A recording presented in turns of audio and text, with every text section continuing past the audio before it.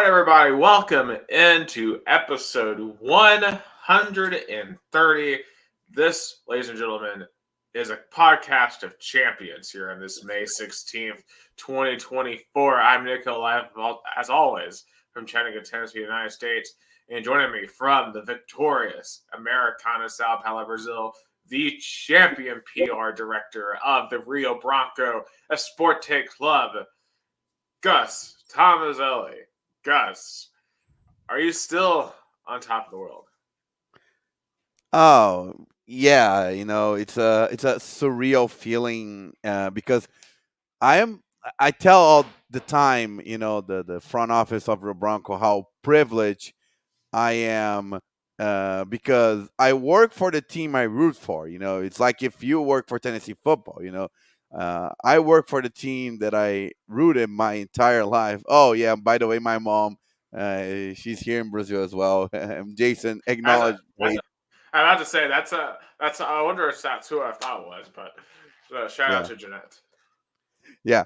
Uh, so it was a really surreal feeling on Sunday because when I started a podcast almost 3 years ago, I was covering Rio Branco for like a small community radio station, and Rio Branco, was still with the curse of the quarterfinals, and I had some issues with people there, the former PR people there, and you know, I was like, "Am I doing the right choice?" And on Sunday, everything fell right, and I just couldn't believe that. And the funny thing is, the first goal, I think you know that, Nick and Jason too, wasn't the official broadcast went out, totally blacked out the first goal, and there was like a watch party at Rio Branco Stadium. So while the broadcast was out, they put me on the broadcast, and I was privileged to broadcast the goal for Rio Branco fans at Rio Branco Stadium. So that was Yeah, something. that's what I had to do. I was listening to your stream. Obviously, I didn't understand what you were saying because I don't speak Yeah, Portuguese, but I knew when you guys scored yeah, because yeah. goal is a universal word. That's true. That's true. But before I go into the details of the title and everything, I have to acknowledge today has been kind of like a dark day for sports journalism because not one, not two, but three iconic sports journalists die. The first one for me is one of the greatest. I think nobody will match him. Washington Rodriguez, known as Apolinho. He was such a good analyst in Rio de Janeiro that Flamengo asked him to be Flamengo's coach in 1995. So he was such a good analyst on the radio that Flamengo is like if Dallas Cowboys invited what is his name, Skip Bayless, to be Dallas Cowboys head coach. It was a but he wasn't as controversial as Skip Bayless. He was always cordial. He was a good reporter, then became a great analyst. People respected him. He had a great career, and unfortunately, he passed away yesterday. And today, Antero Greco, one of the guys actually who was really famous for the Brazilian Sports Center. It's like if Dan Patrick, kind of like the Dan Patrick of Brazil, one of the iconic people of the Brazilian Sports Center. He had a great chemistry with Paulo Soares, known as a big friend. They both were very funny, and unfortunately, he passed away uh, early this morning.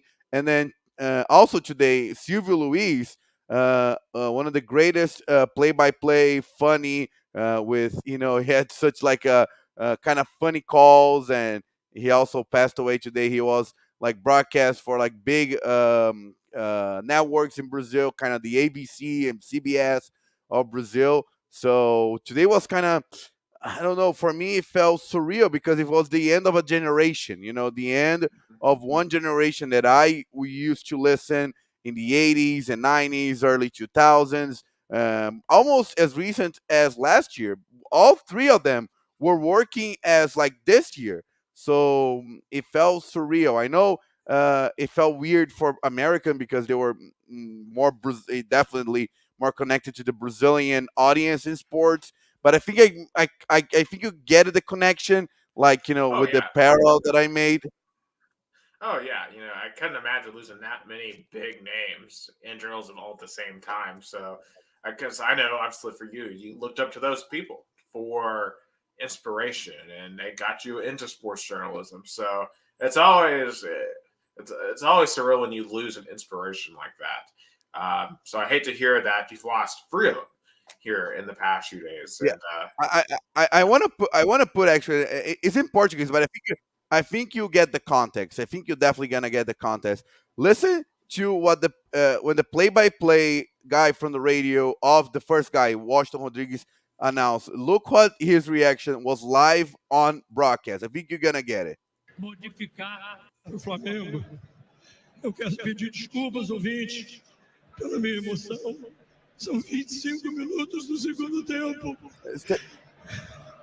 E hoje, 15 de maio de 2024, acaba de falecer Washington Rodrigues, This was live o while Apolinho, Flamengo was playing yesterday.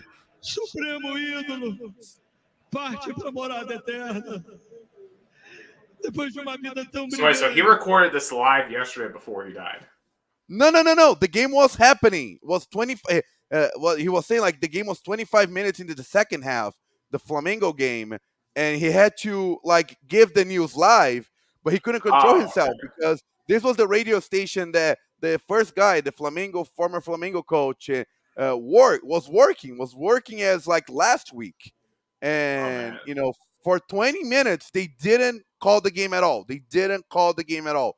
They were like honoring him and telling him stories, and the play-by-play that worked for him was like for like 20 years. Couldn't he apologized for sponsors and listeners, but it's like, I can't call the game right now. My idol, my he called the supreme idol, died.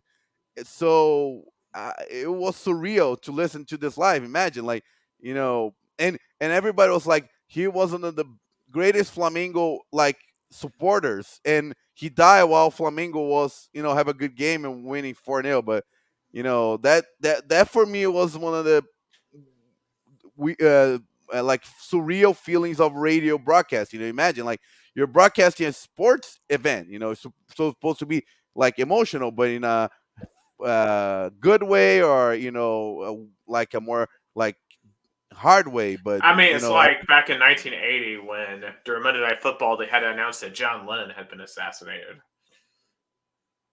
At least yeah, that's like the American equivalent to something like that. kinda. If it's like if John, it's like if I get it. It's like if all Michaels had to on Monday Night Football Live had to give the news that John Madden died. Yeah. I guess Al Michaels would feel it. He would be like, they worked together for many, many years. I couldn't imagine Al Michaels giving the news that John Madden died live on, Sunday Night Football, or like now Thursday Night Football on Amazon. It's always difficult, like when you mix in hard news with sports. I remember a few weeks ago during the Masters, they had to break in with a CBS special report about Israel and Iran firing missiles at each other, and then Jim Nantz came back and had to kind of like gracefully transition us back to the Yeah. Masters. So it's definitely difficult. This is why these people are paid to do a lot of money, Yeah. and like honestly, as someone who does TV, like you get used to switching your mood. Like, I mean, we'll be joking offset and stuff, and then I'm boom in a serious mindset in like 5 seconds because I've got a really hard story I've got to present. No, yes, and I thoughts and prayers to the family of all three. And I had to start. Sorry, I had to start the podcast with that because all three inspired me to be a sport journalism, and all three kind of shaped me because I listen, I try to get inspiration. But back to more happy times, yeah, on Sunday, like Rio Branco won 2-1 against Francana. I feel like Rio Branco controlled most of the game, probably the beginning, almost to the middle of the second half. Rio Branco kind of, went more defense. Francana scored, they hit the post, but after that, Francana felt like they went out of gas. I feel like Francana by the end of the game went out of gas, and Rio Branco by like the 30th 35 minute, the title was Rio Broncos, and by the end of the game, Rio Broncos scored to. And I like when teams kind of, and then soccer happened more than like football or basketball, but I like when soccer, a team can score at the end to like close out the title, so the fans can like celebrate a goal. And for announcers as well, it's great, so we can like give a great call for the title. So that I was happy that the second goal happened, and and the historical fact, this was the first ever A4. There was never a competition like that. It was A1, A2, and 3, and B. So Rio Branco won the first ever A4. So that's for history. And now it's time to shift. There's Paulista Cup in June. Some players stayed, some left. It's life. And Gustavo Brandão, the defender who scored 9 goals, was elected the best defender, the goal scorer, and the best player of the tournament. Eder, Rio Branco's goalkeeper, was the best goalkeeper of the tournament. Grigor, the best defender midfielder, and Rafael Pereira, the best head coach. As all are well deserved, especially that goalkeeper. I thought he was. What a turnaround! Yeah, I mean, obviously screws up in the arch rivalry game with Santa Barbara. Yeah, but obviously was amazing the rest of the season. So and really too, I mean, the Rio Broncos conditioning was really good because remember they had to win all 3 of these games on the road, basically. Yeah, that's true. I mean, for me, the goalkeeper story Eder, and I'm really close friends with him. I even went out with him yesterday. We talked a lot. Like today, I had lunch with him, and I told him, like, you are the representation of Rio Branco in this season. Like, Rio Branco went the low of the lowest when we lost on the road to our biggest rivals, and he made a big mistake. But like Rio Branco, he also recovered it to be the best goalkeeper of the tournament. So he kind of represents what Rio Branco did, the 180. We and it was funny. Like after the Union Barbarense game, and when we all were in the low, and we won on the road against Taquaritinga. I felt this team could be a championship team because championship teams have, I think, one of the greatest abilities of any championship team in any sport is to win when you are on your lowest, when you are on the bottom, and you're able to win on the road or in the hardest condition. That's what championship teams are made for, and Rio Branco is definitely one of them. Oh, for sure. I think I'm trying to remember which match it was where y'all went in tied. That might have been the second round, but I mean, I think getting out of the chicken team. The Taquaritinga, we tied on the road to advance the quarterfinals. Right. No, I'm talking about like in the semifinals, the team. Oh, the 15 de Jaú. Yeah. Because I think y'all were tired heading into that match. Oh, yeah, the penalty goal. That was the promotion goal. Everybody agrees. I know, all 3 goals in Jaú were important, but that penalty goal changed the mood, changed the momentum of the semifinals. Because if I was telling that even to my friends and other people that I know that followed the Rio Branco aqui, I was like, if it was the other way, if Rio Branco scored 1-0 in the first half and 15 de Jaú scored a tying goal at the end of the game, 15 de Jaú would have felt, oh, we got the tie on the road. We don't have to win at home, But it was the opposite. Like 15 de Jaú was with a 1-0 lead until the end of the game, and the Rio Branco tied. That gave the fans were like, okay, we tied the game. We don't have to score 2 goals. We only have to score 1 goal on the road. And then 15 de Jaú was like, okay, they kind of like panicked, like, okay, we still have the tie advantage. Okay, we're gonna win. And then I feel like they panic, and Rio Branco, that's why did that wonderful game and won easily. Yeah, it was easy sailing from there for Rio Branco. And it was interesting watching the crowd at Francana versus other places because you can tell. Because I know you mentioned they are basketball heavy. sport club. And it seemed like the fans by the end, it's like weren't really mad. I know they were applauding the team for getting their silver medals, and because it seemed like the previous team, the XV team, Zhao. Joe was much more angry about the loss. But I think the contexts are different. The promotion game is more emotional than the final because when you come to a tournament where you have to, get promoted, the promotion game is where all the emotions are. So that's why, for example, the crowd in Franca for the Francana game in the final was half compared to the semifinal, the promotion game, because I feel like the promotion game is where like the big game, like is where all the matter because you go from accomplishment to nothing. Because, for example, King Jau, they lost their game. They're gonna stay in the same division. All the effort, all the preparations, everything they did this season didn't matter because they didn't got promoted. Rio Branco got and Francana got the promotion. Accomplished, mission accomplished. The final is the cherry on top of the cake. That's why Francana fans were like, okay, we lost the final, we didn't got the title, but then they have I don't know if you saw like a sign in the middle say promotion is our obsession. I feel like that's why even the fans didn't show up to the final because they were more invested in the promotion. They even have a sign in the stadium say promotion is our obsession. It's such a wild concept for me to not have the final be the biggest game, as an American, because we just don't have anything like that in American sports. It's like saying like, oh, we just care about one. Well, I guess if you're a mid-major team, okay, like you're like I don't know, like Northern Iowa or something like that, and you win the Missouri Valley Conference. Yeah, it'd be amazing to win March Madness, but you're probably not going to win March Madness. So winning your conference tournament is what matters. Like for the Mocs, the goal for the Mocs every year is to win the SoCon tournament and make the tournament.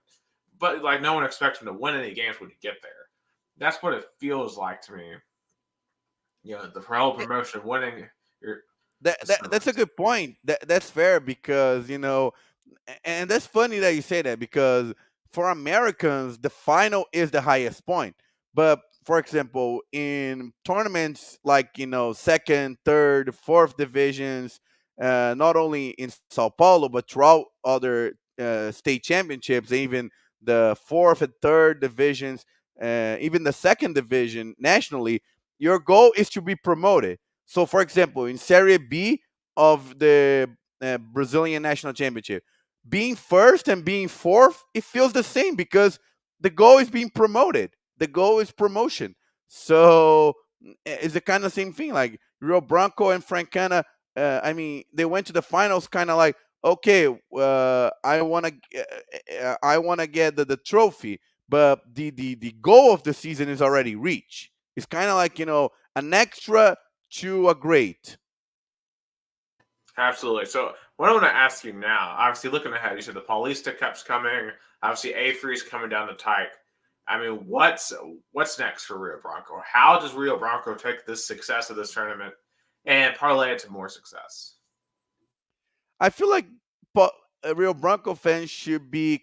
I know they're in the top of the world and they are like feeling invincible, but Paulista Cup is good to put a little bit Rio Branco down to earth because Rio Branco is going to face all teams there are in divisions above them this season. Like São Bento is A2, Primavera is A2, Capivariano A2. I know the Red Bull Bragantino second team, the under 23 teams in the third division. So that doesn't go. But Paulista Cup should be feeling like okay, we're gonna play.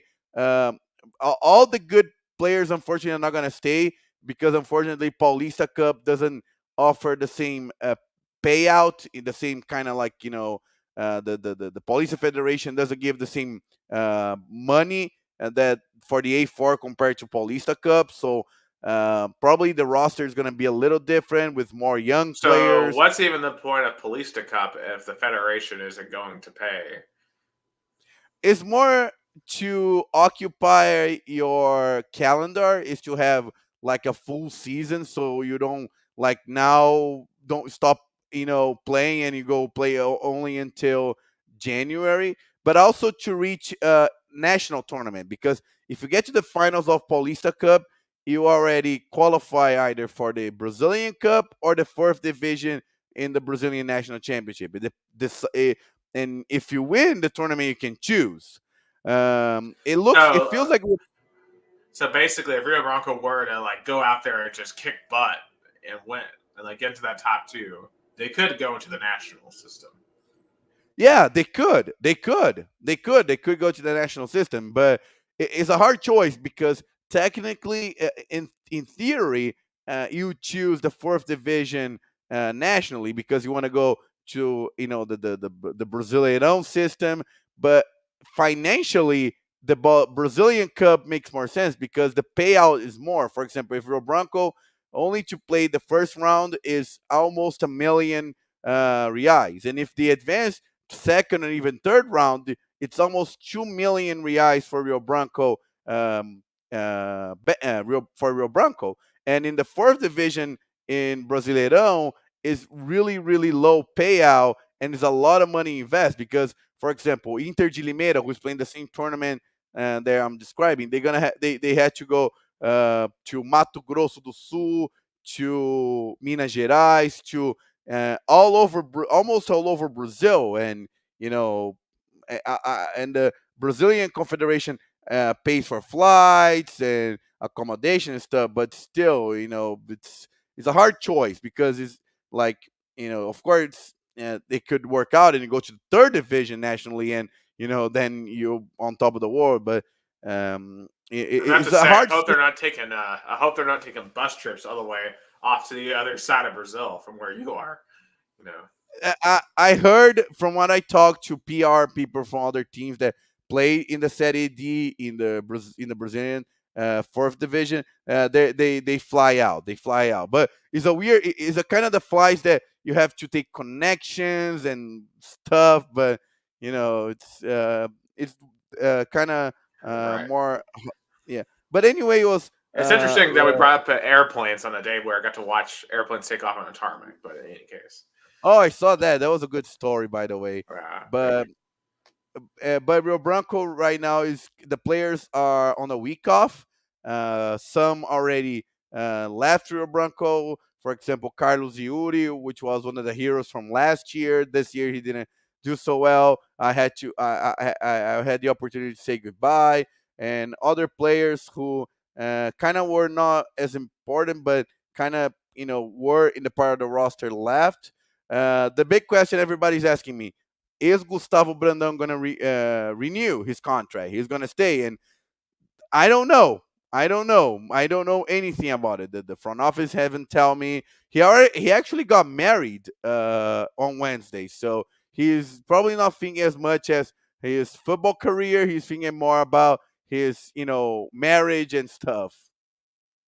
Well, he could talk to a certain kicker in the NFL about how to deal with that, but we'll get to that in Yeah. just a little while. But yeah, but obviously, congratulations to him, and just congratulations to all of you. I mean, I know, you guys have had some tough times in recent years, and I know this is absolutely a great turn of fortune, and hopefully, the move up will be prosperous because. I can only imagine, because I know you've said the move up to A2 would be huge. Oh yeah, that's the big move, because I often tell people that A4 and A3 are kind of the same. It feels like the level, but when you get to A2, you need to get better players, or otherwise you're gonna get swallowed. You're gonna get like demoted. Like A2 is another level. It's a high investment. Like A4 to A3, you invest a little bit more, but A3 to A2, you need to invest even more. But I appreciate you are our. I always tell my broadcast that you are our ambassador of Rio Branco, United States of America. So you are part of this Absolutely, history as well. You are part of. absolutely. I love being the American. I might be the only person in Chattanooga that knows about Rio Bronco. Actually, well, I have spread the knowledge a little bit to some other folks Oh, here, but You know. Yeah, even the News 12 people know about Rio Branco, as you wore the jersey the other, I think, a couple of months Months ago, and you ago. even Yeah, definitely. It explained the whole thing. And one of my, I think our evening producer's a big soccer guy, so he asked about y'all sometimes. uh, So I appreciate. I'm gonna try to invite. Hopefully he didn't text me back. I'll text him again. Dave De Lazari, actually the number 10 guy of Rio Branco, he agreed to be on our podcast. He speaks English because he played in Hong Kong and other places in the world, so his English is a little bit decent.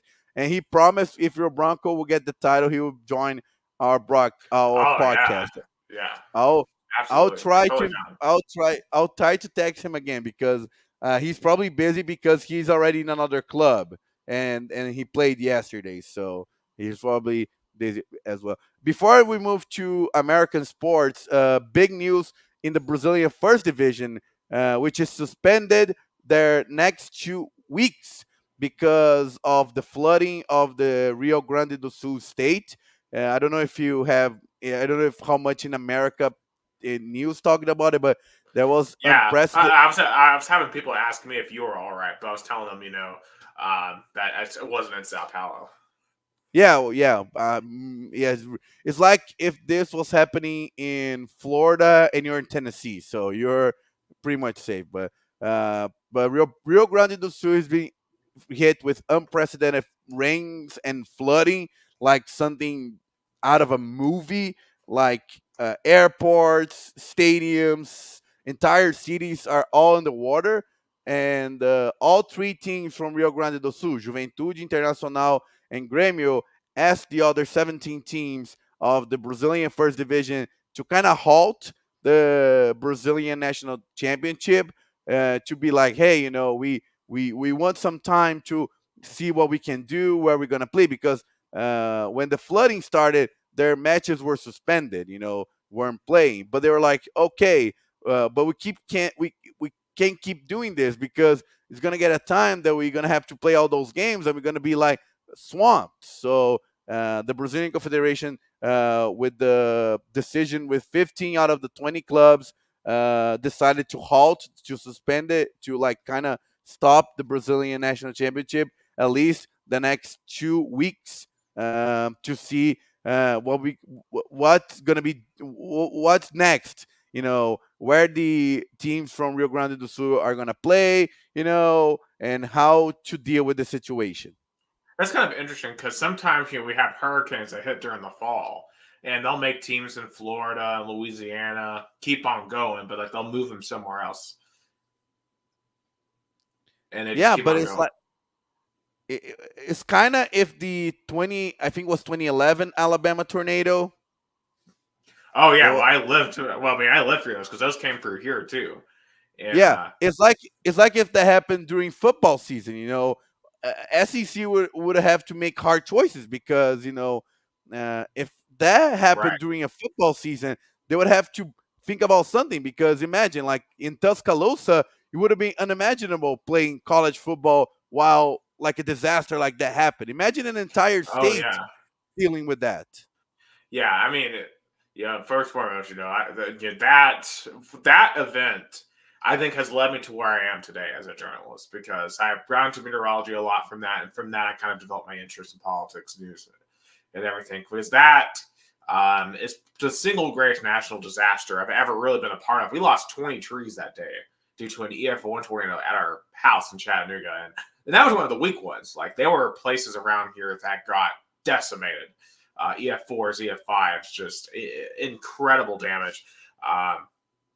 But I will also say this on that topic, there is a secondary tornado season in the fall, so that's not necessarily impossible that could happen. Hopefully that never happens because I don't want to think about what would happen if a tornado was heading for like SEC cities full on game day. But definitely in Tuscaloosa and Auburn, the Mississippi schools, I mean, those are the schools that would probably be at most risk for something like that happening.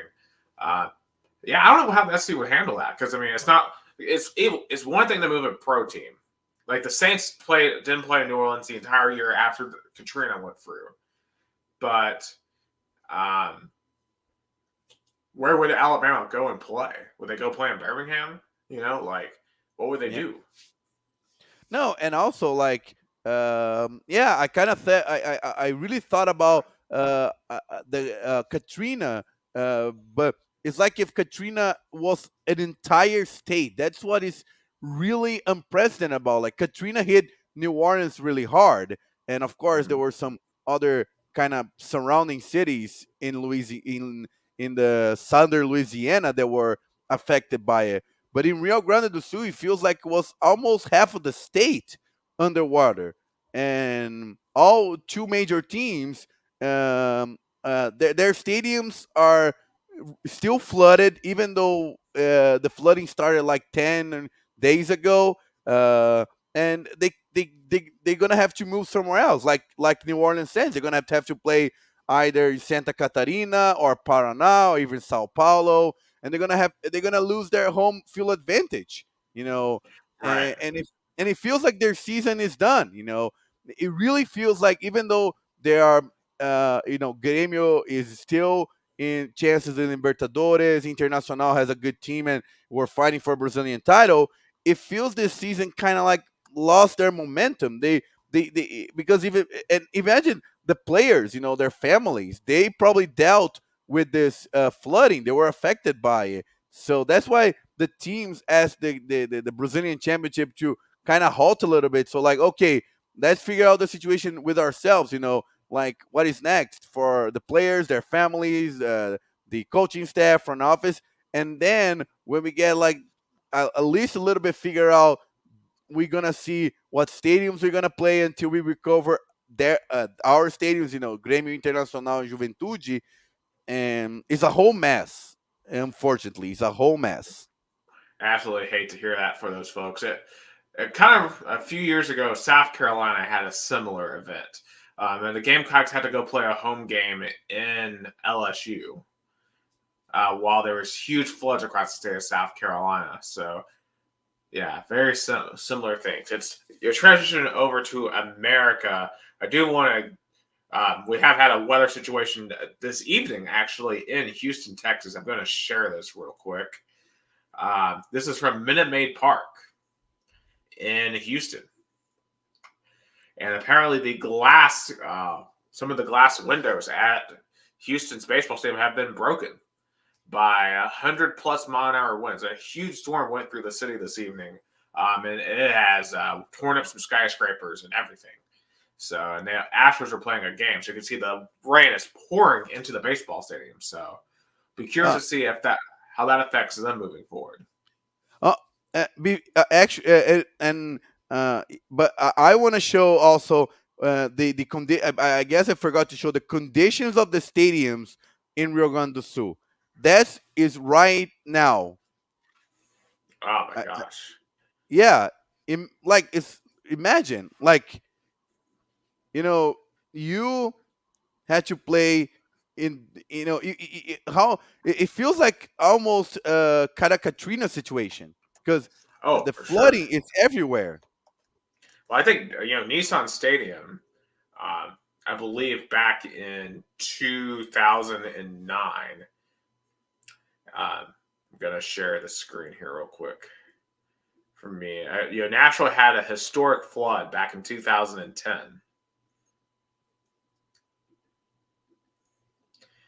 and yeah, Whoa. so see, this is a time stamp. Yeah, so this was after, I believe it was like 14 or 15 inches of rain in a day in the Music City, and yeah, the worst flood in Nashville history happened that Yeah, day. it really feels like what's happening in Porto Alegre. Yeah, so it's something that unfortunately. I guess Nick's gonna come back soon to our podcast, but that's what's happening also in Beira Rio. It's really, really sad situation, and my thoughts and prayers to all people, all the gauchos. Are you back, Nicholas Hill? Yeah, I accidentally pressed the wrong button. It's Um, okay. yeah, but I'll echo those sentiments as well. To everyone being affected by weather disasters, there's just been a lot of them across the Yeah, world. that's true. You mean you cover some of them? Oh, absolutely. Thankfully, at least in the one that I covered, no one died. But unfortunately, some of these other ones have not been so lucky. But in So, any case, but wow, like but back to the Minute Maid Park, like that was impressive to see kind of the glasses because the glasses feel when went there in 2018, the glasses are kind of the charm of the stadium. oh, for sure. But definitely also makes it susceptible to high windstorms. So, but they are playing in Houston again. They're up 8-1 on the Oakland A's as of now. And I will say did get What to a surprise! The Oakland A's are losing. yeah, I will say I did finally get to watch the Braves again, and they lost. They lost in a walk off the other night to the Mets on Sunday Night Baseball. I've only been able to watch two Oh, Sunday Night Baseball games, and they've lost both games. Go figure on that. And actually, I believe they're not in the lead right yeah, now. The that's true. Philadelphia Phillies are in the lead for the NL East, which is once again just feels like another But yeah, season where. back. Go ahead. Go ahead, go ahead. And I'm saying it's going to be another season where it feels like where the Braves and Phillies are on a collision course. Yeah, and speak about the Mets. Steve Cohen gave an interview saying that it's still in the beginning of the season. He still believes in the playoffs, but Mets fans are already feeling that their hopes are not as big as probably their owner because when you are below 500 and 10 games behind the Phillies, I don't know. It's going to be tough, but definitely they're not done. Remember, the Nationals won the World Series a few years ago with a 19-31 record at one point. So he's right. It's early and it's not over. And they didn't look that bad the other night when I watched them. So they certainly have a shot. But I would definitely say it feels like the Dodgers are getting it together. They swept the Braves last weekend. So we'll just have to wait and see on that. Of course, over in the AL, the Yankees, best record in the AL right now, 30-15. And of course, the Guardians and the Mariners lead the AL divisions at this time. But still very early. Yeah, yeah, very early. It's like we are almost like 45 to 46 games. Like is I believe not even 1/3 of the season. So it's still uh, very early to do any predictions. But of course, I feel like the Dodgers and the Yankees, and the Phillies are gonna And the make the playoff. Braves. Yeah, Yeah, the and Braves too. yeah, all four will make the playoffs.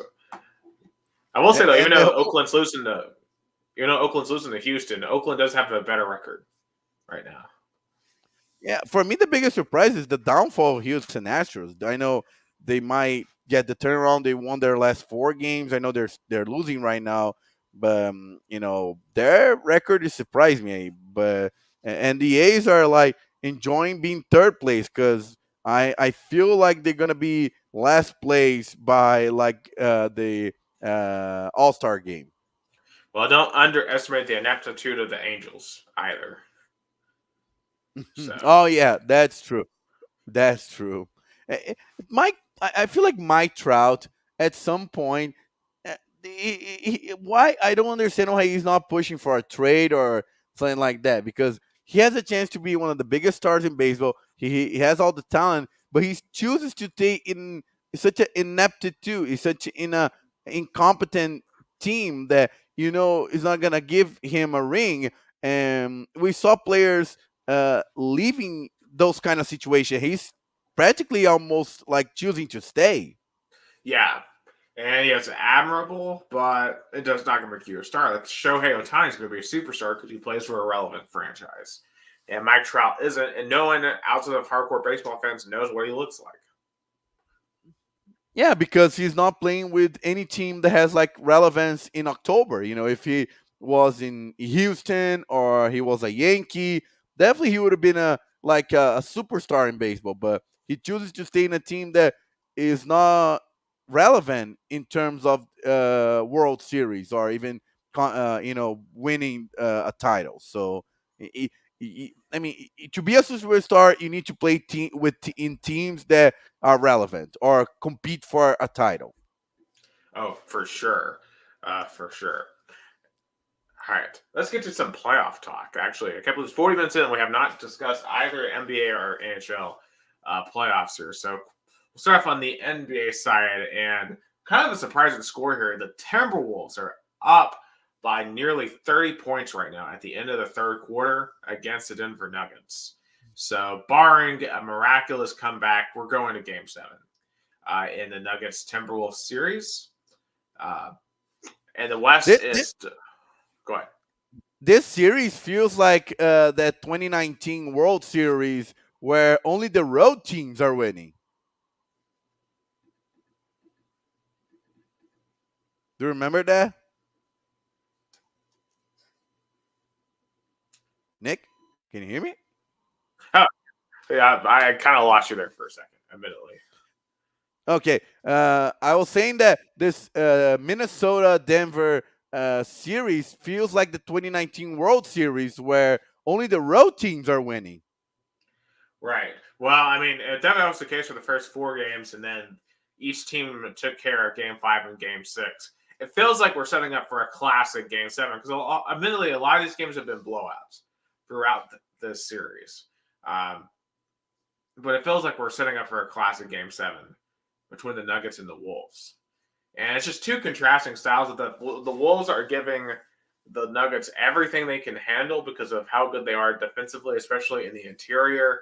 And nights like tonight where Jamal Murray is struggling, the Nuggets just have nothing. Because, I mean, Jokic is good, but Jokic can't win by himself. He is most effective when Jamal Murray is playing the Kobe to his Shaq, and tonight Jamal Murray is not playing the Kobe to his Shaq. And Jamal Murray's had some real stinkers in this playoff. He's also had some amazing games in these playoffs.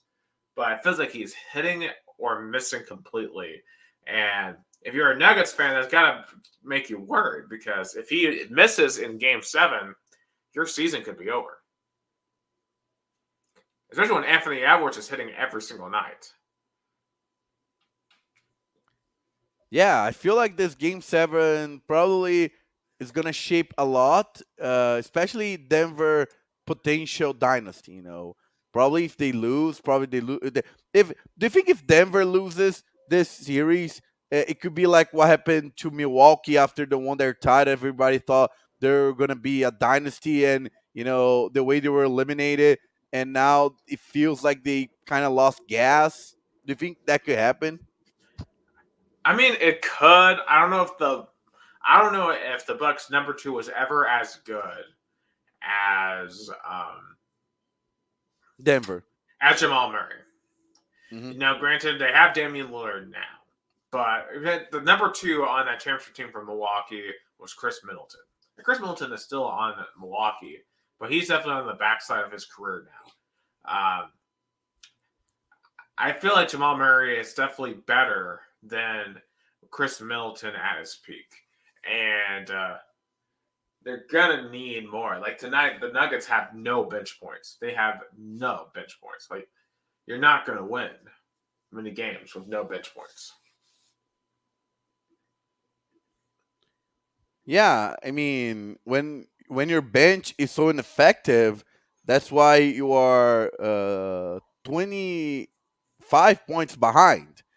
And I don't see Denver coming back. So I think it's probably that series also reminds me of the Toronto and Philadelphia. They were so even, and team they're both on their peak. They went to Game 7, and on the last shot it was decided. Probably it's gonna be something like that. Yeah, Anthony Edwards has the potential to become a superstar here because I think he is a high-end star at this point. If he can go into Denver and take him out in Game 7, especially if he does some crazy stuff down the stretch, some iconic stuff, superstar is awaiting you if you can get it done.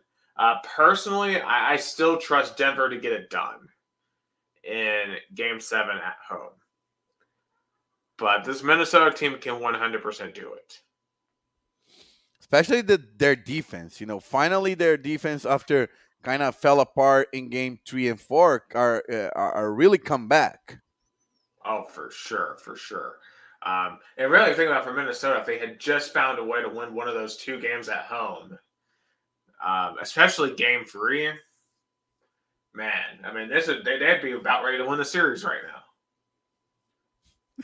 That's what probably all the fans in Target Center are thinking about. It was like, damn, if you got one or 2 games at home, you would have been celebrating right now. Yeah, Wow, and what a for sweep. Minnesota fans, they've got to be like all kinds of jinx, all kinds of nervous. Because in Minnesota, as we talked about in the last episode, is notoriously cursed as a sports city. The Vikings are cursed. The Minnesota Twins are cursed. The Wild have never won a championship. I mean, Minnesota just doesn't do much. Like the Golden Gophers don't do anything in college. It was kind of like Cleveland until it's kind of like Cleveland until Right. LeBron won the title with the Cavs in 2016. Oh yeah. So we'll see if Minnesota can get it done here. Of course, they're up by 30 now, so they'll win tonight. But yeah, not a good look too for Denver. They've gotten blown out twice this series, so it's just wild to see. And I don't know whoever wins this one, who's in the other West Conference series here, because the Thunder and the Mavs has been one heck of a series. I think this has been such a fun series to watch. Right now, the Mavs are up 3-2. They won by 12 last night in OKC. And it just feels like experience is winning the day here for Dallas in this series, because it just seems like I don't know. Siri keeps on interrupting me. I don't get away. In any case, I don't know why when it pops up that I can't hear you anymore. But I think I can probably hear you now. But in the case of Oklahoma City, and this was my concern with them heading into the playoffs, I just didn't know if a team this young could win in the playoffs. And I know they swept the Pelicans first round, and that was because they didn't have Zion. Let's be real though. If Zion was there for New Orleans, it was healthy. I think that's a different series, but they weren't. So now you're here against a Luka Doncic, who's the best scorer in the league right now. You have a Kyrie Irving who's experienced, and you've got several other pieces on Dallas, which are really good role players around the 2 superstars on that team. And what we're seeing here is you have one superstar for OKC and Shai Gilgeous-Alexander, and then other guys that are either too young to really be ready to take over in the playoffs, or maybe they're not as good as it feels like they are. And after they're a good unit. They play well together. I like the fact they do their interviews together post-game. I still just don't think the Oklahoma City Thunder have enough to win a championship. I don't think they have enough to win this series. I mean, what OKC fans are feeling right now is that, okay, this team is vibrant and young, but probably all of them are like, okay, I hope we can advance, but if not, next year we're gonna be back, because it's not like this team is with veteran players, with expiring contracts. There are young players who are gonna come back next season, so that's why probably OKC fans are like, okay, if we lose the series to the Mavs, we're gonna be proud of our team, and we're gonna be back with more experience, probably trying to get 1 or 2 players that can give this experience to this team. But I feel like Dallas is more ready, And it's interesting. A lot of people thought the Luka Doncic, Kyrie Irving experiment was not gonna work, but Dallas is 1 win away to Western Conference Finals.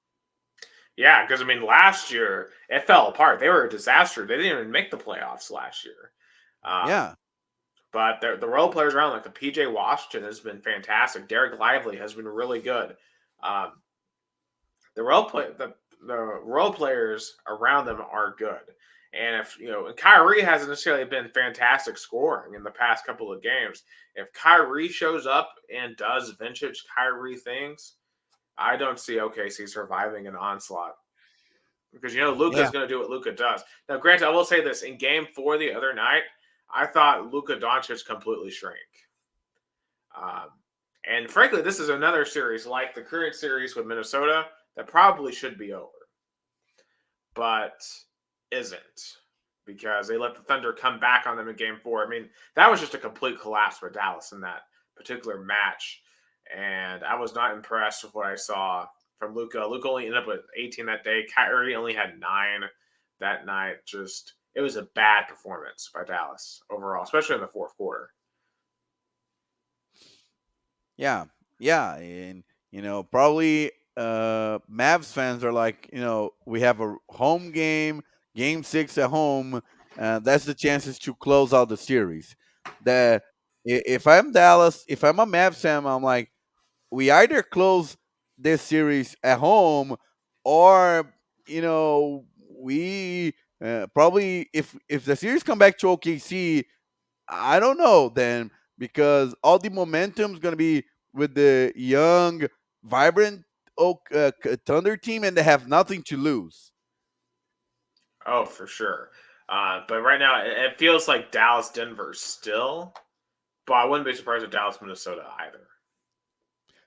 It will be interesting if the Western Conference Finals, and there's a big chance of that happening, is Minnesota, Oklahoma City Thunder, because then will be definitely two teams that are that everybody not believed, or one is young, the other one is with player kind of players that everybody doubt about it. So if Denver and Dallas fell apart, then we'll probably kind of be the biggest surprise of like sports season.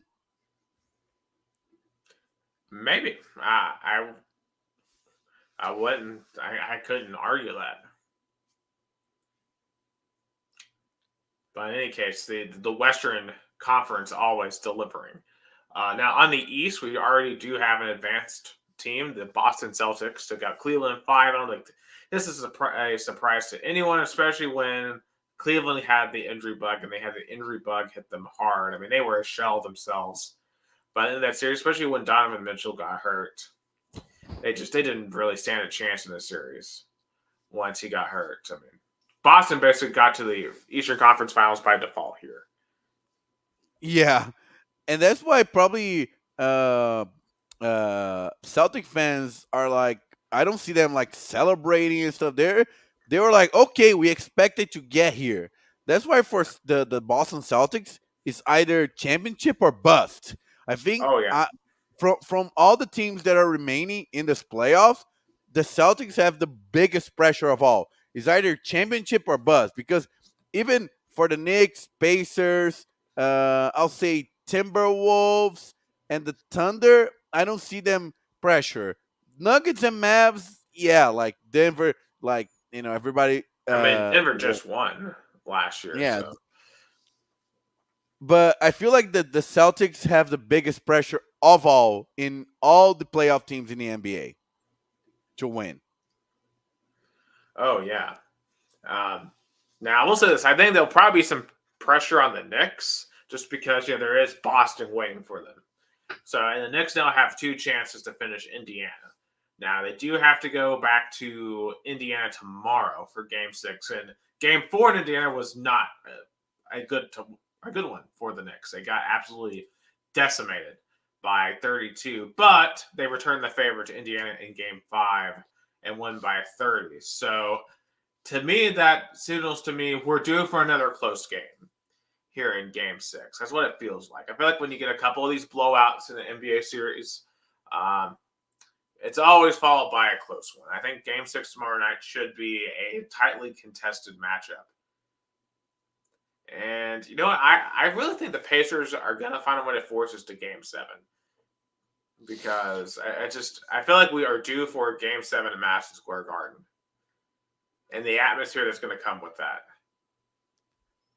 I mean, New York fans are feeling so 1994 all over again. The Indiana matchup, going probably to game 7 at Madison Square Garden. We're going to talk about NHL. The Rangers are moving closer and closer to a Stanley Cup final. You know, eh, um, if I am a New York City, like the one of those people that make jerseys, I'm going to be like, I'm feeling like 1994 all over again because it really feels that way for a lot of New York fans. Oh, for sure. Especially playing Indiana. I mean, that's a team they played all the time back then. I will say I do expect the Knicks to finish this one out. Um, I just think overall defensively they're just a bit better at this point, and now I'll get them one of these last 2 games. But I think it'll be a game 7 that'll come down to. Yeah, if it just feels like it's gonna go to Game 7, Madison Square Garden. Yeah. So right now, still thinking Knicks, Celtics, and what was it, Mavs and Nuggets. Which honestly, that's what I kind of picked from the beginning. I think so. Yeah, it seems to be leading that way, and if that's so, then it's gonna be number 1 versus number 2 in both Eastern and Western Conference. But It do you? wouldn't be for But a lot. Mavs. It wouldn't be for the Mavs because they're 5. No, no. You said that. Oh, I thought you picked the Thunder. Yeah, that's true. If the Thunder's out, then it wouldn't be for the West. Yeah, that's true. Right. But a lot of people are arguing that the East is way worse than the West. I I don't see it this way. Like, of course, you have more talented team in the West, but better is you have to prove and win the championship. And you have the Celtics. I definitely can see winning, and the Knicks and the Pacers both have quality to be competitive in the final. Yeah. I will say I think the quality of basketball in the Western matchups are just a little bit better, but I don't think it's like insanely on a completely different scale. That I think it's just a clear cut case. So I don't know. I will say I think the bottom of the East is way worse than the bottom of the West, but that doesn't necessarily reflect the top. Some other, I guess, NBA news that's off the court here. The Suns have a new head coach. They hired former Bucks coach Mike Budenholzer. They fired Frank Vogel after being swept by Minnesota. It'll be interesting to see if this works. I mean, I know he won a title with Giannis, but Budenholzer has some tendencies that got him fired at Milwaukee. In Atlanta. Yeah, I don't know. I think this is a desperation. I don't think they're going to keep KD for that much longer. I don't know if they're going to keep Devin Booker. It feels like Phoenix has had their chance and they have swung and they have missed. Yeah, and if it really it feels interesting that for the second straight team that the Katie goes, it's a failure. He failed in Brooklyn and he failed in Phoenix, and it really feels that his decision to leave Golden State was really bad. I think it's like the Cosmos punishing him for going to Golden State in the first place. Yeah, it really feels this way. Yeah, as Stephen A. Smith said at the time, it was the weakest move ever by a superstar, and no one is ever going to let him forget that his 2 championships are tainted because you went to go play with a 73-9 team.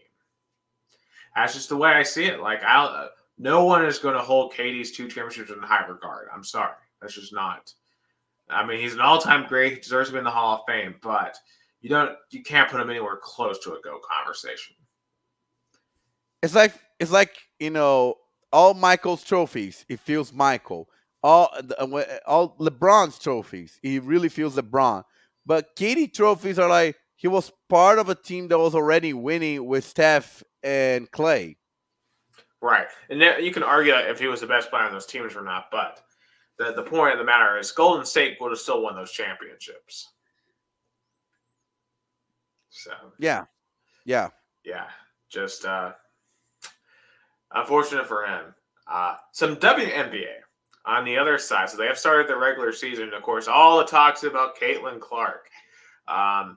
And I will say this: I watched her opener the other night. I didn't see tonight's game, but it's not exactly going well. Caitlin Clark did score 20 in Connecticut the other night against the Sun, but she had 10 turnovers, and man, it was ugly to watch. And I don't think it's just her. I don't really like Indiana's scheme. I don't know who their coach is, but I don't really like their scheme. I feel like it's just kind of reckless the way they play. And tonight they hosted the New York Liberty in their home opener and lost by 40. I mean, when Trevor Lawrence went to Jacksonville, the way the season started was also terrible. Of course, you can say, "Oh, it was Urban Meyer and stuff like that," but you have to remind that when you are the number one pick in a league that has a draft, you're gonna go to a team that is not doing very well. So I think Yeah. Kalen Clark is gonna get probably 1 or 2 seasons to get adjusted. Still think he's gonna do great, but everybody, she went from college to the pros. She was not gonna, dominate in the first game to pro athletes It's when she was still. interesting. And it's interesting to watch the reaction because I think a lot of people don't realize how much better the WNBA is than college. Because a lot more people watch college than WNBA. And I think that a lot of people just have an assumption that the WNBA sucks. I mean, these are the best women in the world at basketball. And in any sport, from softball to football, college is one level, pro is another. Like you're playing with veteran players that have been to the league, many many years. So you can't, compare leagues. I know it's the same sport, but the players are totally different. And for example, like Victor Wembanyama, he wasn't like dominating, but he's gonna get better and he's gonna be one of the best players in NBA with the Spurs. But he went to a team that is, one of the in the bottom. Oh, yeah. And I think, too, when it comes to Caitlin Clark, I think some of these veterans are like, okay, we've been here, we are already here, and now you've got to come to our leagues, and they're going to come out and they're going to punch her in the mouth. I mean, Brianna Stewart tonight, obviously, legendary UConn player, has been really good in the WNBA for years. She dropped 31 and 10 tonight. Don't you think that she took this one probably a little more personal than she would have for any normal WNBA game? She probably did. Oh yeah, for sure, because she was like, okay, superstar that everybody loves it. You're gonna have to earn it, our respect here, because you're not in Iowa anymore. Exactly. It's like it's basically she is Dorothy right now from Wizard of Oz, and the future movie Wicked. You're not in Iowa anymore, as she said. As Dorothy said to Toto, I'm not in Kansas anymore. It's going to be a long road, and the Fever are going to have to get a lot better around her. A lot of Boston's pretty good, but man, they've got a lot of other work. The rest of that roster is in sore need of improvements. But in any case, off to the ice. The Stanley Cup playoffs are ongoing here right now. We have an all-Canadian battle in Vancouver. Edmonton leads 2-1 at the end of the first period. It's a 2-2 series tie, as one of these teams will be the only Canadian team remaining in the conference championships. And we do have a team into the conference finals. The Rangers, the New York Rangers, as you alluded to earlier, are on. They defeated the Hurricanes tonight 5-3 to win that series in 6. And it feels like the Rangers are still just by far the best team in the league. Yeah, there's a big chance of a New York Boston in both basketball and hockey, but the Bruins are gonna have to win out to get there. Right, and that would require, Boston won a big Game 5 last night. They would have to come back from a 3-1 deficit to do so. So I feel like Florida's going to finish them off. I think Florida's the better team. They've proven they're a better team. They beat them last year in a big upset, but this year is no upset. I think they're the better team. So I think it's going to be Florida and the Rangers. And the Rangers still make it to the Stanley Cup final. On the other end, Dallas is up 3-2. Really impressive performance by Dallas right now. And I think they're going to find a way to finish that off. And I still think, this is going to be a great finish to this series right here between Edmonton and Vancouver. I still like Edmonton to pull this off. I think it's going to be all number 1 seeds. I think it's going to be the Vancouver, Dallas, Florida, New York. Yeah. I really am feeling no Oilers, Rangers. It's just because I feel like I think I picked that early. I picked that before the playoffs. I like Oilers, Rangers for the Stanley Cup final. Best player in Connor McDavid versus the best team. And best team I think would win in the Rangers. Who in the last 10 years, there's only the second team to win both the President's Trophy for best record and make it to the conference finals. So pretty interesting how rare that is in the Stanley Cup finals. All right. Some Tennessee baseball here. The Vols are still number 1. They won their series last week in Vanderbilt. They won 2 of the 3 over there. Always nice to beat Vanderbilt in baseball because, as we all know, that's the only sport they claim to be good at. So it's always nice to beat them at the one sport they're good at. It goes to show that you can't compete with us in any sport. So we love to see it. They are the little brothers of the Tri-City State. Pretty much, yep. And the winning keeps on going. They beat South Carolina in Game 1 tonight, 9-3. Christian Moore hit his 27th home run tonight, so breaking his own record. So he is writing his own record tonight. And I saw a crazy stat where the Vols this year have hit 142 home runs. In the 6 years that Dave Serrano was head coach from 2012 to 2017, they hit 169 total. And this team has hit 142. It goes to show how much better this roster that Tony Vitello has made it. So it's just very exciting. And the Vols have the biggest odds right now, or best odds according to Vegas, to win the national championship. Not like that makes any difference. And honestly, the Vols are right now in the driver's seat to get the number 1 overall seed for the baseball tournament. Granted, that has been a curse because the number 1 overall seed in baseball has not won the title since 1999. So that's just worth remembering, especially as we get into Hoover next week. But so I don't know if I really want that number 1 overall seed, but someone's got to beat that eventually. And why not Tennessee? Yeah. And this team, of course, a lot of people are going to be like, oh, we've seen this movie of Tennessee baseball being really good in a regular season and fall apart in especially when it comes to Omaha. But it feels different this year. Yeah, we'll just have to see.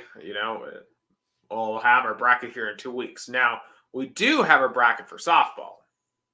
Shout out to the Volunteers, the number 3 overall seed here, the SEC champions. They will be hosting Dayton, Virginia, and Miami.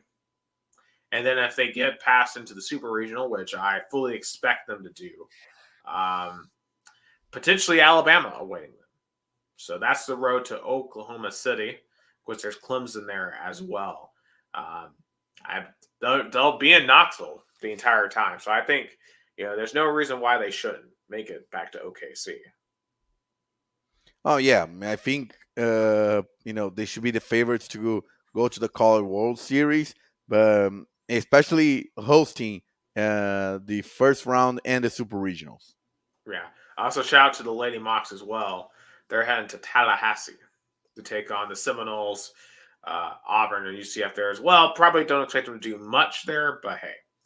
It's good for them. We mentioned what it's like for Tennessee later on, or for Chattanooga. You just want to make the tournament.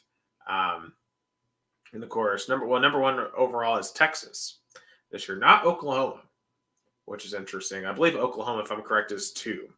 So if it goes complete chalk, then your final is Oklahoma, Texas, which is really fascinating. It just goes to show how good the SEC. But think about it, your 1, your 2, your 3, and your 4. The top 4 seeds in softball are either SEC now or they're going to be SEC next season. I mean, of course, LSU is there. Got Texas A&M is there. Of course, Arkansas is there at 12. Missouri, Georgia, Alabama. I mean, the SEC is just stacked. So, yeah.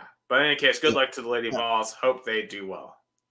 Speaking of the SEC, I don't see the liner, but ESPN announced the initial slate of the SEC college football games on ABC. It still feels weird that it's going to be SEC on ABC. That still feels weird. Oh, for sure. And while we're on it, of course, one of those 2 games on there, as we were mentioning, is Tennessee, North Carolina State, which that's going to be a really cool game. Why did they put South Carolina and Kentucky on ABC? That's an interesting one. They put Georgia at Kentucky. Wow, what way to scare away the new audience with that game. Wow, that's Darren Gray said that's Brock Vandergrift, the former Georgia quarterback, versus Georgia. So, of course, I guess the 2 biggest games in the regular season are there. Georgia at Alabama. I bet that's going to be the biggest game in regular season in the SEC. Florida, Georgia as well. And I bet you'll see Florida, Tennessee, Alabama, Tennessee will probably both be ABC. Tennessee and Georgia will probably be ABC. I think Tennessee, Oklahoma will be ABC. I think at least half of our SEC games are going to be on ABC, I would imagine. Oh, yeah, me too. I would think the same way. Yeah, the only team that should get comfortable not being on ABC is Vanderbilt. But take another. All right, I'm not going to take any more shots at Vanderbilt. Yeah. If Vanderbilt fans, they're used to going to the SEC network. Their favorite channel in football is SEC network because they are always. They're going to have to get used to ESPN Plus. Yeah.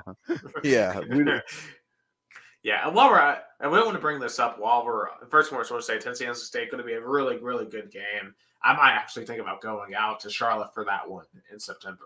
So, do you think that game is kind of going to be like when Tennessee played Georgia Tech in Atlanta, and technically, the crowd was supposed to be more Georgia Tech than Tennessee, but then Tennessee fans swamped Mercedes-Benz Stadium and was like I'll say this: NC State does have a stronger fan base than Georgia Tech, but I think Tennessee fans right now are much more excited for that team than they were back then.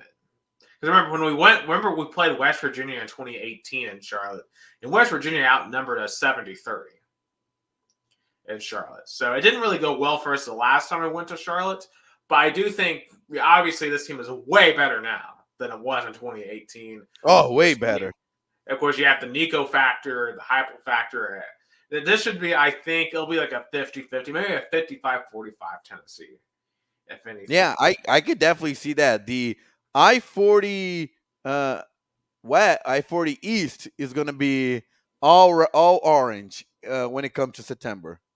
Yeah, if I go to that game, I think I'm going to go another direction because that's not going to be a fun drive through the mountains. So, but I hopefully will get to join them. Now, I will say, I wanted to add this thing because there's been a discussion by some group of 5 coaches, such as former Tennessee OC Alex Golesh. Should the group of 5 adopt its own top 25 poll? Because of the new format of the playoffs, where now the best, out of them are going to go to the playoffs, then, to an extent, but then also just to give group of 5 teams a chance to be recognized. I don't know. This just unless the group of 5 is going to be its own separate entity with its own national championship, I just don't see the point. Oh yeah, I only got to I wouldn't get it if this poll was the one that determined who out of them are we're gonna be in the playoffs. Then okay, makes sense. Then you know where you stand, you know where you're at. But then if you go to this direction, then you're out of the official uh, top 25 poll, and then if you are undefeated and you be SEC or a Big Ten team, then even then you can't join the official top 25 poll. Yeah, yeah, it would be very confusing.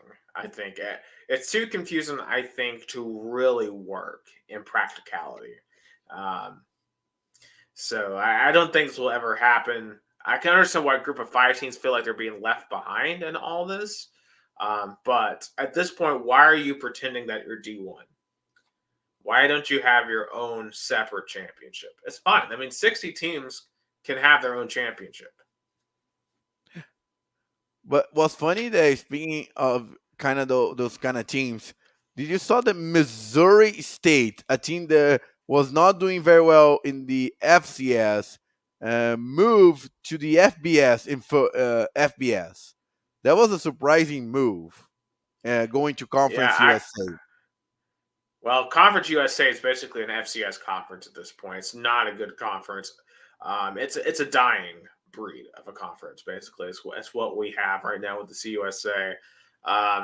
For Missouri State to make that move, I don't know why they would, because I feel like Missouri State has been a top 10, top 15 team in FCS. They've been doing pretty well at that level. They're not North Dakota State. They're not South Dakota State. I don't know why they feel the need to move up, and I don't think that's going to give them really any benefits. You're not going to get a boost of recruiting in Springfield, Missouri. That's not a recruiting hotbed at all, especially when you already have an SEC team that's the flagship of your state. And even then, they don't usually recruit at a very high level, as is. So, granted, they had a great team last year, but Missouri State, I don't know. I don't like that move for them. Yeah, it feels a step too far.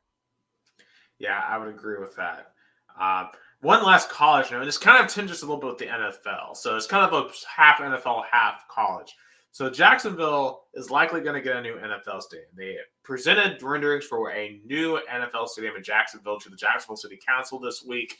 And apparently there'll be no tax increases for the city of Jacksonville and their residents. So, congratulations to them. I saw the city would have to pay somewhere around $775 million, but Shad Khan will be paying a lot of money up front himself for that stadium. Interesting move. I'm shocked that the NFL is going to be potentially given the green and go ahead. Now, granted, they're going to have to present this to the NFL, but it's always been my feeling that NFL would rather the Jags move to London than stay in Jacksonville. But Jacksonville apparently is willing and ready to build a new stadium to keep them. Yeah, like when you present a new stadium to the NFL board, it gives them like, okay, it's a brand new stadium. You're probably gonna get to host the Super Bowl 1 or 2 years after you inaugurate a stadium. Also, a big college game is played there. The Florida Georgia game is always played in Jacksonville. I would imagine the tradition is going to be kept. So And that's the question, though, and that's why I really wanted to bring this up, because while this is under construction, because there's not really a lot of places in Jacksonville to build a new stadium. So what they will have to do is they're going to have to tear down the current stadium, Everbank Field, and rebuild it basically in the same spot. This is what they did back in the mid-'90s with the original Gator Bowl. They tore down the original Gator Bowl and created the current Jaguar Stadium.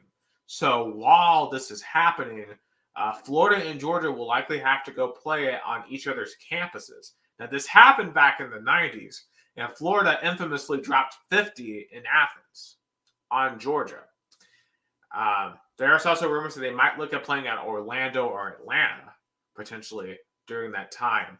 But I hope, because I know Kirby Smart has said that he thinks that from a recruiting standpoint, Florida Georgia is bad for Georgia because they never get to play that game in Georgia.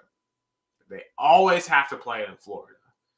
And personally, I think now granted, the SEC East is dead.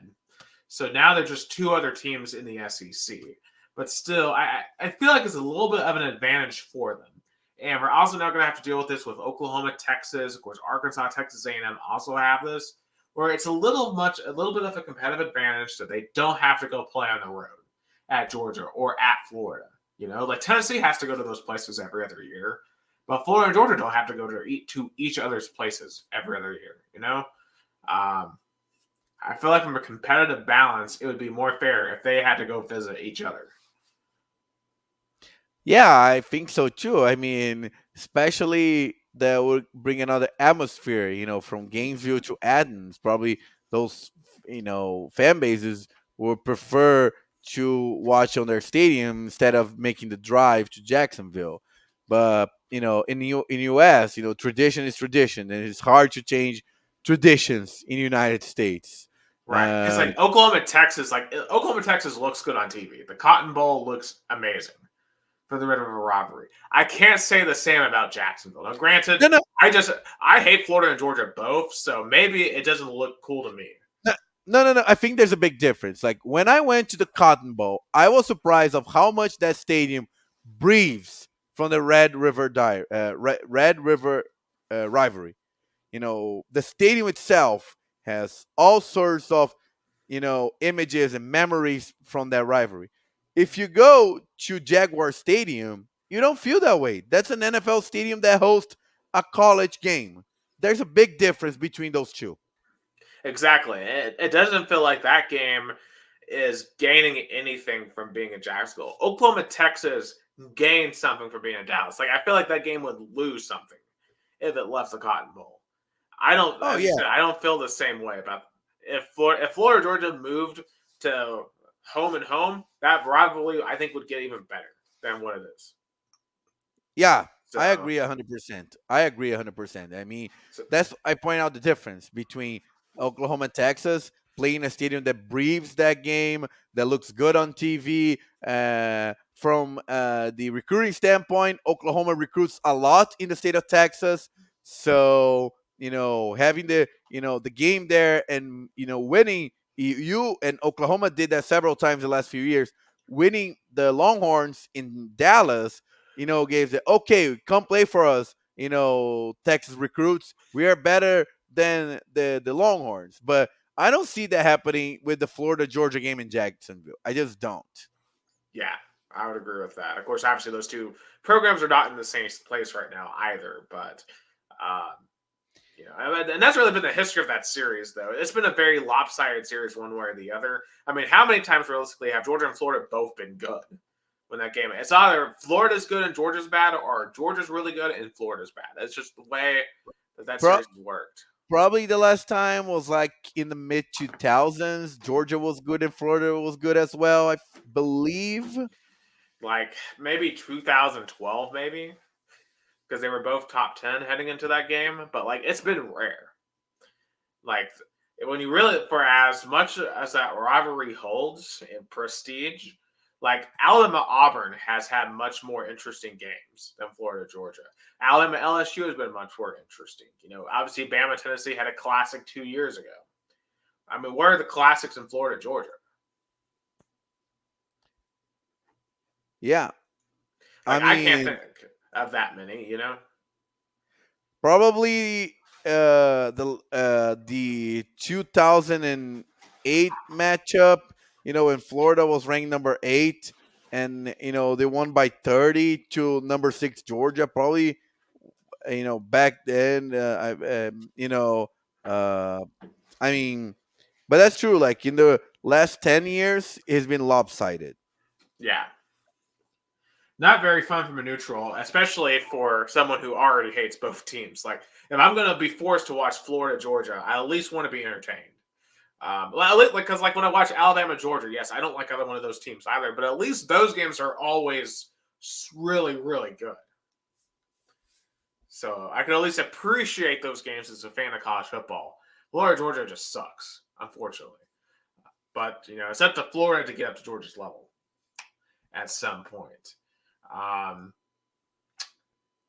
So in any case, over to the NFL. We had a schedule release. The NFL has released its schedule, all 17 weeks, 263 games. Of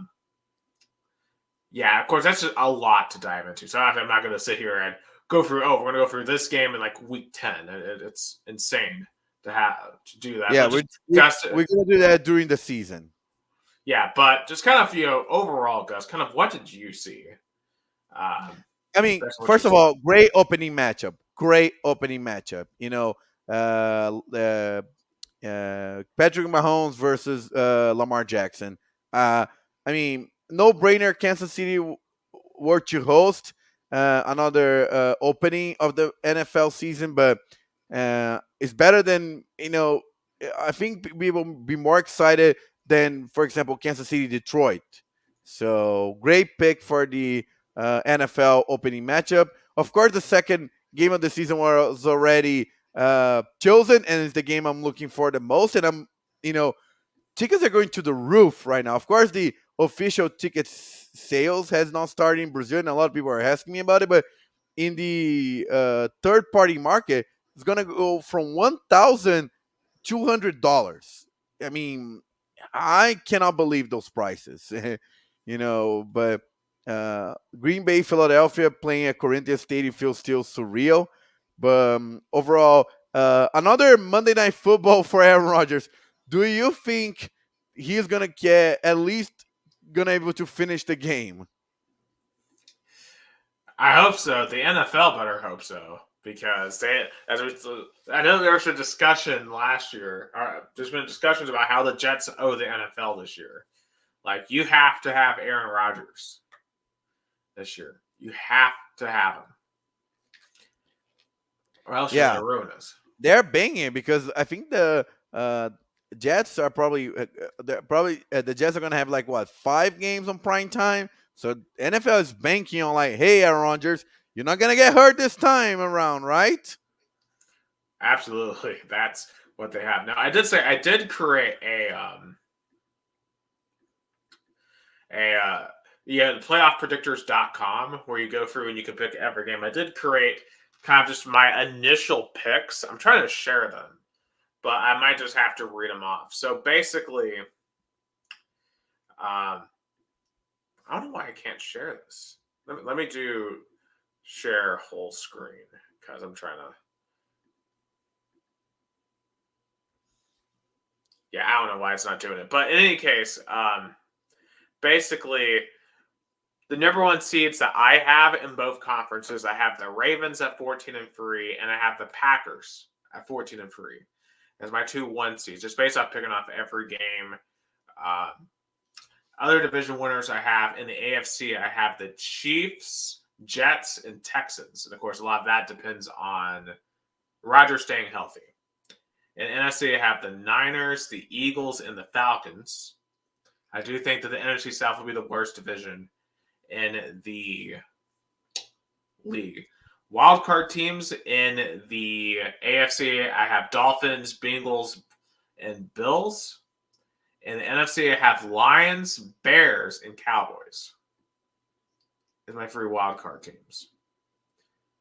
And my Super Bowl pick, just preliminarily here in May, based off a first glance at the schedule, and I'm not saying this is what I'm sticking with, I have the Bengals as a 6 seed going on a miraculous run and beating the Green Bay Packers in the Super Bowl. Well, it will be a very young Super Bowl. It would be. Now, I have zero confidence that's the way that's actually going to turn out, but that's just the way it worked out in my initial pick. If I picked it again tonight, I feel like I would pick it differently. But I love that site, playoffpredictors.com. All right. Yeah. But for me, this schedule kind of, of course, was interesting. The Panthers have again no games on prime time. So that As they was, shouldn't. yeah, they are I not don't know why the relevant. Titans got one. Like, the Titans got one, but I don't know why we got one. And I will say this, just based off my initial look, I got us that pegged around 6 to 7 wins for the season.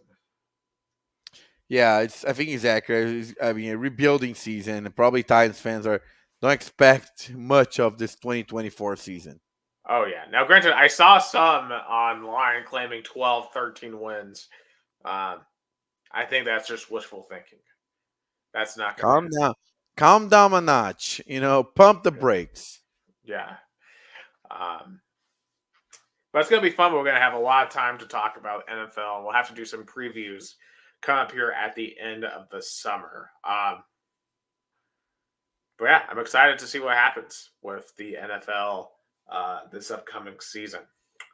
Granted, the NFL probably wishes it was the regular season because they're probably tired of the offseason, because there's nothing worse in the NFL than players having a bunch of free time to do things that are not football. And usually it's players getting into criminal sprees like Rashee Rice or Henry Ruggs, or getting themselves into temper tantrums online like Antonio Brown, or doing God knows what like Tyreek Hill. However, we have someone that has done something even worse in the eyes of many. They shared a controversial opinion in a speech. Harrison Butker, the kicker for the Kansas City Chiefs, the 3-time Super Bowl winning kicker for Kansas City, formerly of Georgia Tech. Obviously, it's always been a fantastic kicker. He was given a commencement speech at a small Kansas college at Benedictine College. I don't know how to say it, but it's a small Catholic university in Kansas, close to KC, obviously. And there was quite the controversial statements that he made. Now, Harrison Butker is, I didn't really know this about him. I don't know much about him. He's a kicker, right? Like, I'm not going to obsess over kickers, but apparently he is an outward conservative. And, obviously people have the right to do whatever they want in their own personal lives as, political, your lifestyle, all that. Harrison Butker was giving a speech to this group of students. Now, I will say this, there's a lot of, narratives being brought up based off what they read and whatnot. And I've listened to most of the speech. It's openly for a conservative audience, right? Like a conservative college audience. But this has spread beyond that. It has spread to the entire world. And I want to play a particular selection that is particularly of note here. I'm going to pull it up right now. It's about 1:15. And I'm curious what you think of this selection here. Here's Harrison Butker, kicker for the Kansas City Chiefs. Ladies present today, congratulations on an amazing accomplishment. You should be proud of all that you have achieved to this point in your young lives. I want to speak directly to you briefly because I think it is you, the women, who have had the most diabolical lies told to you. How many of you are sitting here now about to cross this stage and are thinking about all the promotions and titles you are going to get in your career? Some of you may go on to lead successful careers in the world, but I would venture to guess that the majority of you are most excited about your marriage and the children you will bring into this world. I can tell you that my beautiful wife, Isabel, would be the first to say that her life truly started when she began living her vocation as a wife and as a mother. I'm on this stage today and able to be the man I am because I have a wife who leans into her vocation. I'm beyond blessed with the many talents God has given me, but it cannot be overstated that all of my success is made possible because a girl I met in band class back in middle school would convert to the faith, become my wife, and embrace one of the most important titles of all, homemaker.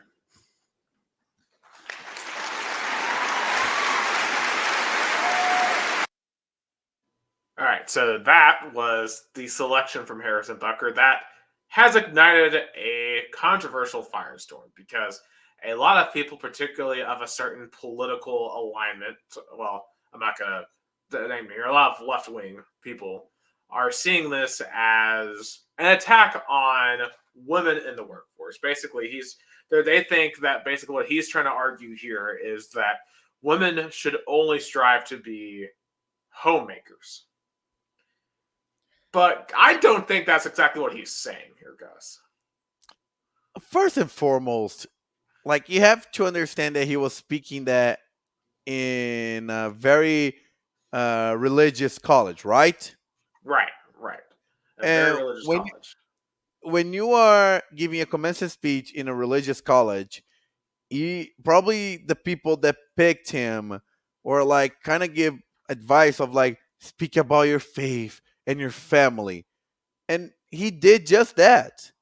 Of course, maybe in a more um like personal experience and extreme kind of, probably the way he was saying kind of devalued the women that chose his career over family, but the environment that he was speaking have to take into account.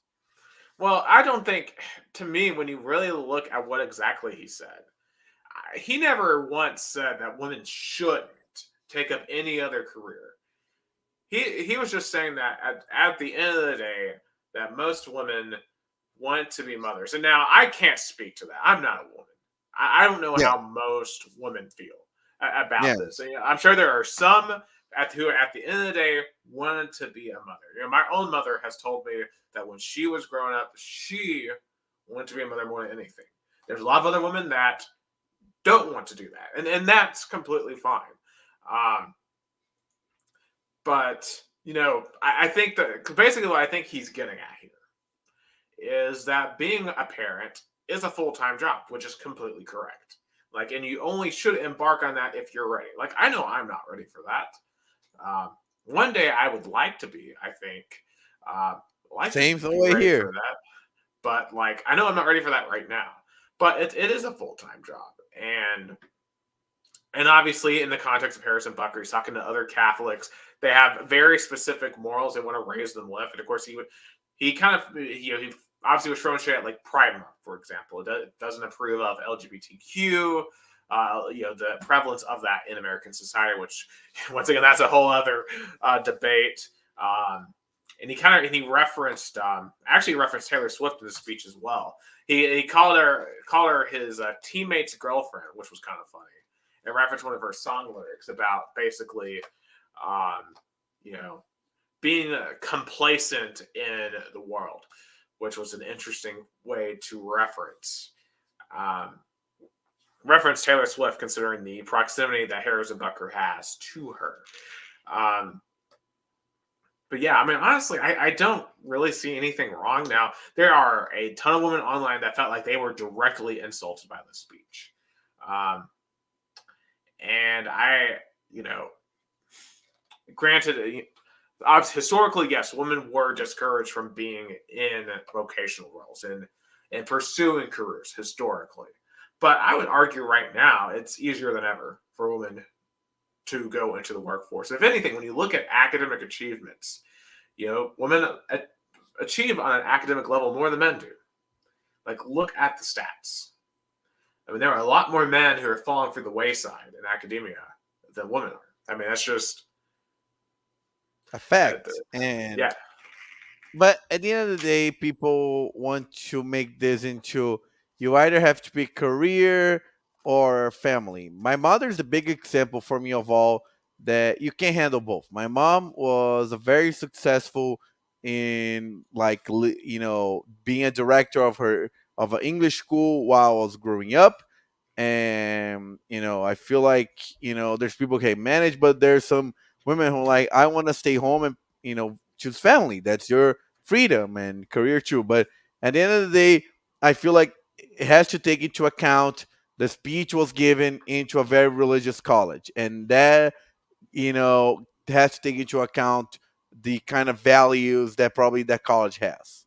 Right, and obviously when it comes to Bucker, and he didn't really go into whether or not his wife works on it. I'm assuming his wife probably doesn't work, since he is an NFL player and he can afford to take care of. But obviously, I think he is aware, as most other people, that most two-parent households have to both work, right? Like they both have to work because of, most jobs don't pay enough for just one parent to be the breadwinner.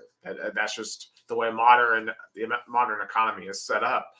But I think this is a little bit overblown.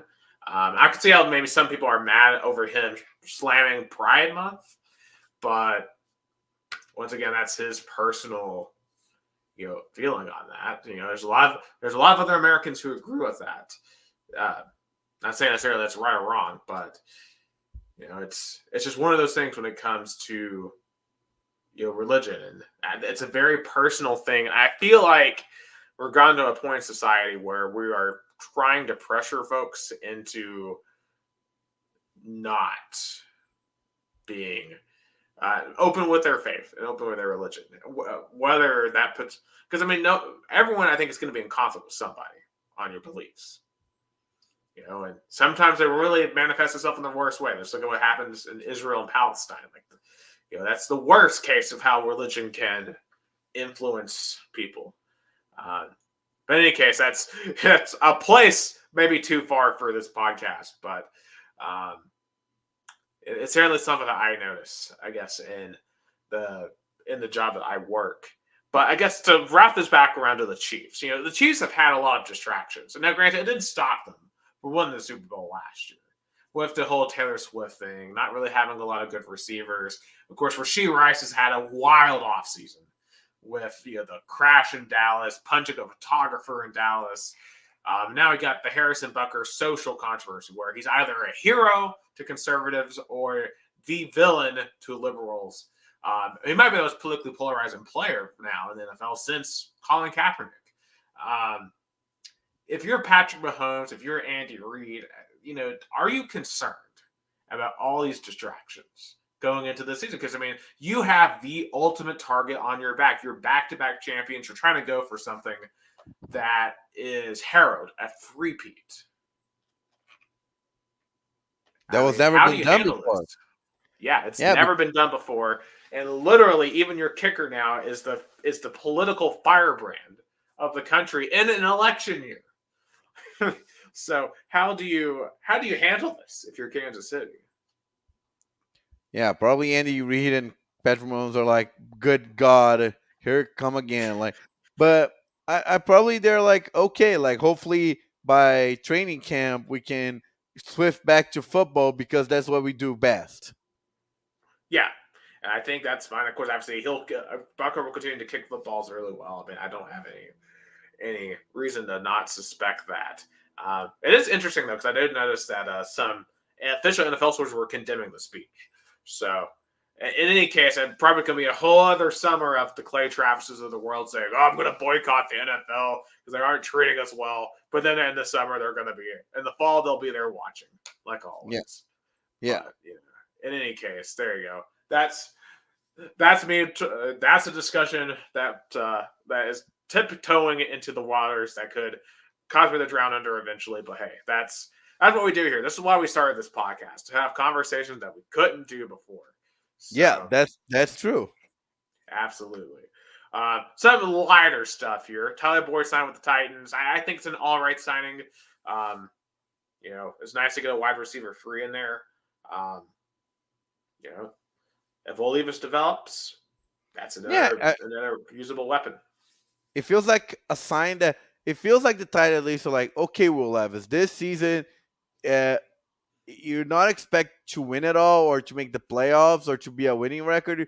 You expect you to show signs that you can be our starting quarterback moving forward, and we're giving pieces for you to do just that. Yeah, Calvin Ridley, DeAndre Hopkins, and Tyler Boyd, not a bad receiving trio. I will say that. I do like that a lot. And rumor that Netflix might stream 2 NFL Christmas games.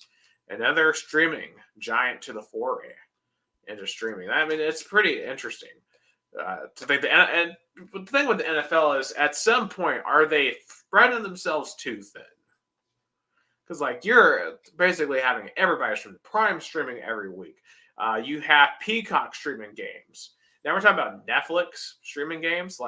What's next? Is Max going to stream games? YouTube. Yeah, like everyone's streaming an NFL game.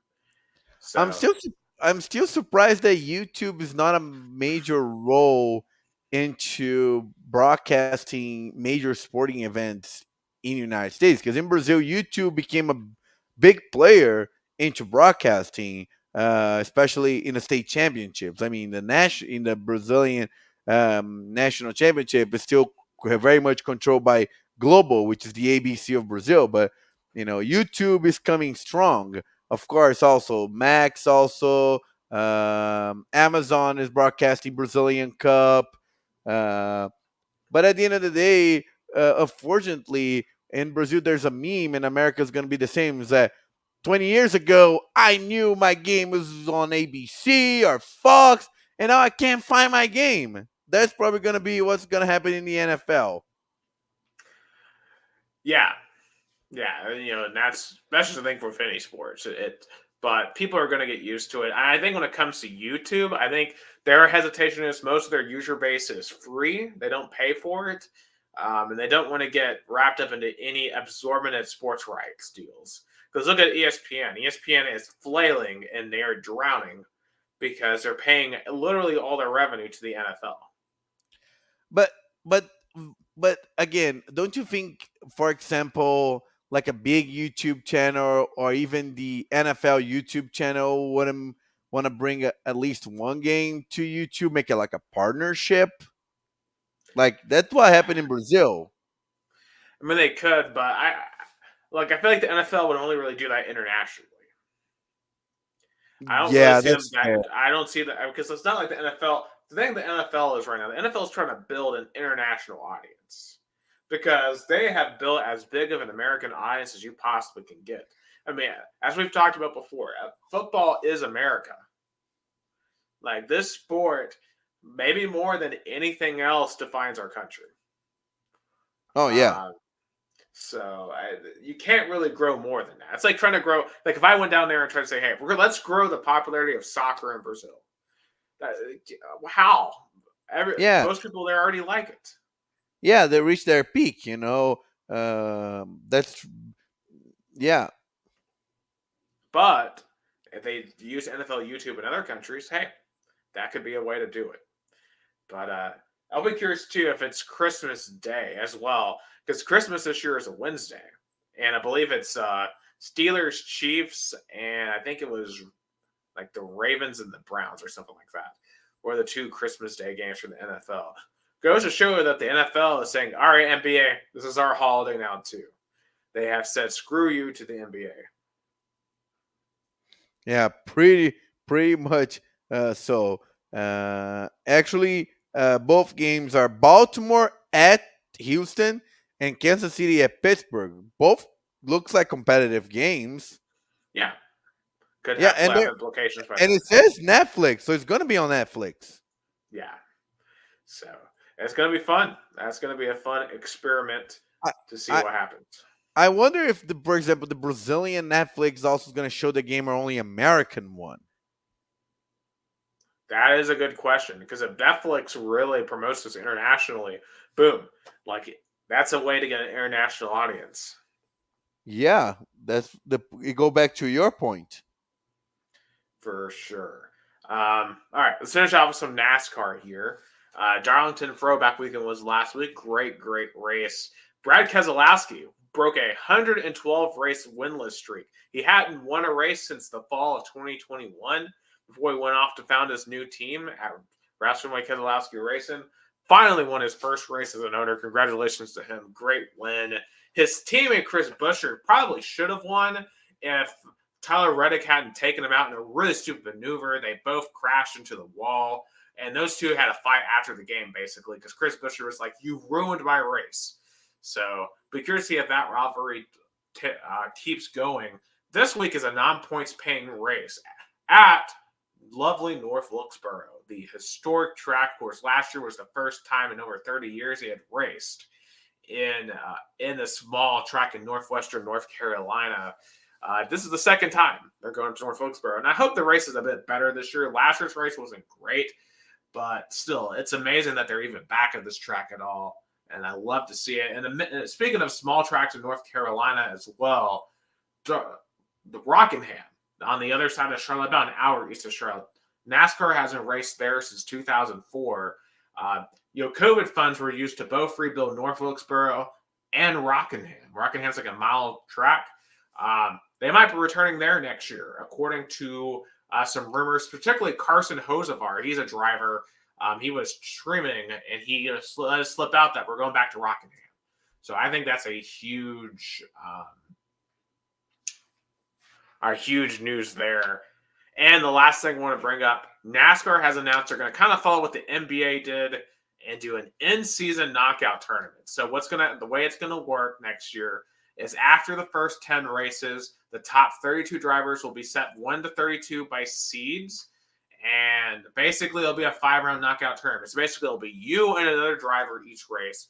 And whoever finishes higher between the two drivers moves on to the next round. And this will be a 5-week tournament. And that'll end on the 5th race with 2 final drivers. And whoever wins gets to win $1 million. I think it's kind of cool. This was a Denny Hamlin-led idea, so this is a driver-led idea. The drivers are excited about it. If the drivers are excited about it, I'm excited about it. So I think a lot of good momentum right now for NASCAR as they head into the end of May here, head in the middle of summer. Of course, next week is the Charlotte 600, and that's the same day as the Indianapolis 500. So next week, for sure, is going to be a big racing episode as we head into some of the busiest times for racing in America. But Gus, that's all I have for American sports. And that's all the time we have for this edition, this Champions edition of Two Countries, Two Americas, All Sports, the Campeonato from Americana, Sao Paulo, Brazil. The champions are back, as the people Americano is saying. But before we finish, again, definitely dedicated this podcast to Antero Greco, Silvio Luis, and especially Washington Rodriguez. All of them are, kicking ass in the sky, making a sports journalism there great. And definitely, again, inspiration to sports journalists, not only in Brazil, but everywhere. Absolutely. Definitely. Long live all 3 of them. But that's all the time we have for this podcast. That's Gus Tomazeli. I'm Nick Hill. Thank you for watching the only Brazilian American sports podcast, Two Countries, Two Americas, All Sports, episode 130.